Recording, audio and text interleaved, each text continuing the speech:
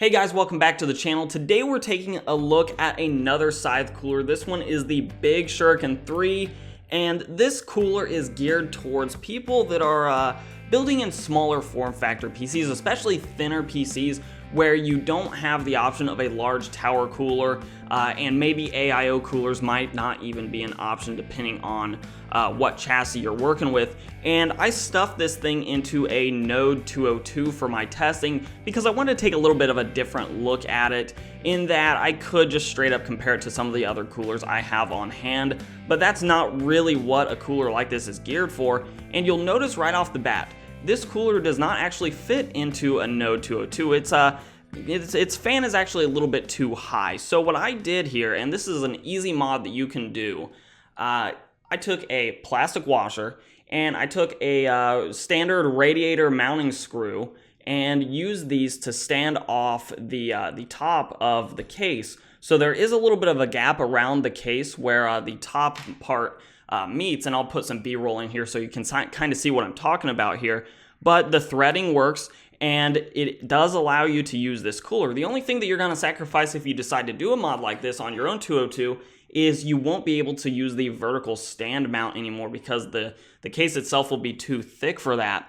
But if you are interested in putting this into an entertainment system, and maybe you already have a Node 202 or you're thinking about building, the mod is extremely easy to do, and it does make the cooler work absolutely like a charm. And that's what I used to test this cooler with a small form factor. Now, the nice thing about the Node 202, and not all other small form factor cases have this, is there is a great vent right next to the CPU fan. So it was able to pull some pretty fresh air straight in and cool that CPU. Speaking of which, we're using a Ryzen 5 2600 for testing, run at like 1.325 volt, I think, and 4 gigahertz. That'll be also in the testing that you'll see here in just a minute as well. So the only other thing to talk about now, aside from the mounting mechanism and getting into the actual physical layout of this particular cooler, is we're working with 5 copper heat pipes. They're nickel plated, and the compatibility of the Big Shuriken 3 is quite good. We're talking LGA 775 on the very far back end. You have FM2, AM3, AM4, 1366. You have all of the 1150 series sockets from Intel. You have 2011, 2066 compatibility. So this thing has fantastic compatibility unless you're working with a really strange or very ancient hardware. This cooler is going to be able to work with your CPU. So obviously the cooler is installed right now on this particular motherboard, but I'm going to go through the reverse process of taking the cooler off just to show you how simple Scythe has made these coolers to take off. It remains a best-in-class mounting mechanism that I absolutely love. I wish more coolers would do things like this, and for this process you only need a Phillips head screwdriver. So let's go ahead and run through the process. It's extremely simple, and of course installing it is basically just the backwards process of this. Now the first bit here is there are holes in the heatsink that you can access with a screwdriver by just sort of rotating the fan just a little bit. So the first one is right here, and then the second one is going to be on the back side right over here. And that's it to take off the cooler. Go ahead and remove the fan cable. And by the way, when you're both tightening or loosening, you should do as I say, not as I do. In this case, you should tighten one a little bit, then tighten the other one down a little bit, tighten one, tighten the other, and just sort of go back and forth so you're getting equal tightening on each side, whereas I just loosened one completely and then loosened the other side completely. Same thing when you're loosening it up. You should go one, then the other, and back and forth so that you're slowly loosening it up so you don't have it do what it did when I was loosening it off, where it just pops off one side. So do as I say, not as I do. A little bit in a hurry here, so that can explain my stupidity there. So moving on to the actual mechanism here, and I'll get a close-up. Scythe is using a simple backplate behind the motherboard, and they actually use AMD's backplate because AMD motherboards have one. Intel motherboards require the one that comes in the box, but then they just have some little standoffs here where you mount these metal brackets to, and then the cooler itself just mounts to the metal brackets. It's actually very similar to the way Noctua does its coolers as well. And this mechanism is just extremely easy to install. even if it's already in the case, provided you have access to the back of the motherboard. It's a great installation mechanism, and it's extremely simple, and I really wish other companies would do the exact same thing or a very similar thing here, because Scythe has just made it extremely easy to get their coolers on and off. So you'll notice here that the CPU cooler itself also does not interfere with your RAM DIMM slots whatsoever, unless you have a motherboard that has 8 slots, 4 on one side and 4 on the other side of the CPU, then it's possible, but it looks like the cutout there on the other side of the CPU should be able to accommodate those DIMM slots as well, unless you have extremely tall RAM DIMMs. So you should be good on DIMM compatibility. The one thing I did want to note here as well is with this overhang, you may come into very close proximity with the back of your case. Depending on your case, it's one thing to keep in mind.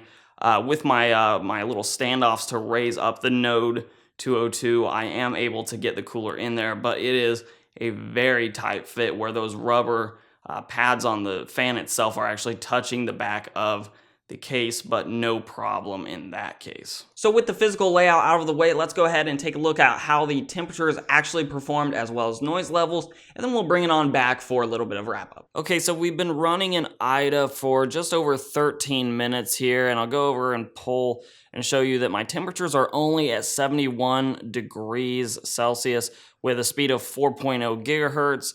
Down here, we'll see that I have the CPU voltage set at 1.325, and this is 4.0 across all 6 cores and thus 12 threads.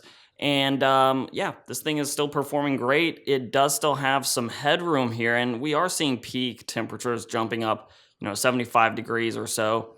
But this cooler should be pretty much saturated after almost 15 minutes of testing, and those temperatures are just fine. Okay, so the stress test has been over for a while now, and I'm pulling the idle temperature here based off of the temperature after the stress test, and that's just so that we're not getting a cold startup of the CPU, and it's not really put under load if you take the idle temperature as soon as you start it up. So this is after a major load, and then it's sitting idle for about 15 minutes, and we're seeing a temperature around 30 degrees Celsius, a little bit higher than that. So that's a pretty fantastic idling temperature, especially considering this room is probably somewhere in the 23 to 24 degrees Celsius area. It's quite warm in here right now.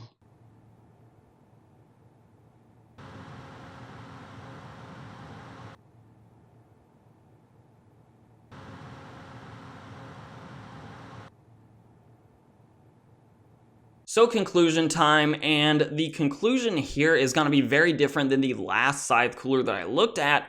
And basically, I think they have a great product on their hands with a great price point to match it. Now, if you look at anything that Noctua is offering that's a similar profile, in fact, we'll go ahead and do that here on Amazon, looking at some of their smaller form factor coolers. You have the NHL12S running $50. You have some of these other low profile coolers like the NHL9A running at $40.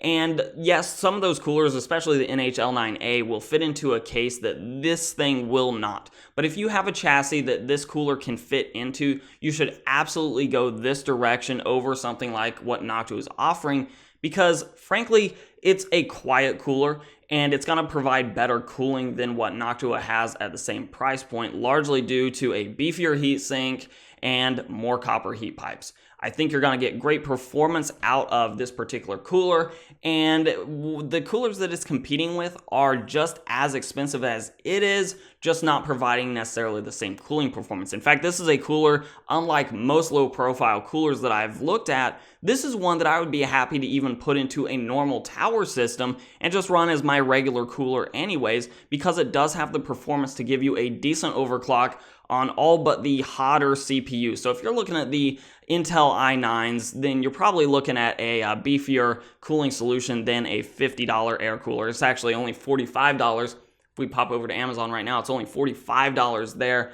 as of the filming of this. So the price is great, the performance is great, it's not a loud cooler, extremely easy to install. So the only question here is, if you're working with a smaller form factor chassis, is will it fit into your chassis? If it does, then it gets a solid recommendation. But of course, I want to hear from you guys, especially if you're an owner of the Big Shuriken 3 already. Let us know down below what you think of this cooler, installation, the price point, really anything about this cooler that you want to add to this review. And if you like this video, give it a like, share, subscribe, and comment. You can follow me on Instagram and on Twitter at Hoosier Hardware. I'll leave my tag right there, and I'll let YouTube queue up a couple more videos from my channel for you to watch. I'm Shane with Hoosier Hardware, and I'll see you guys in the next video.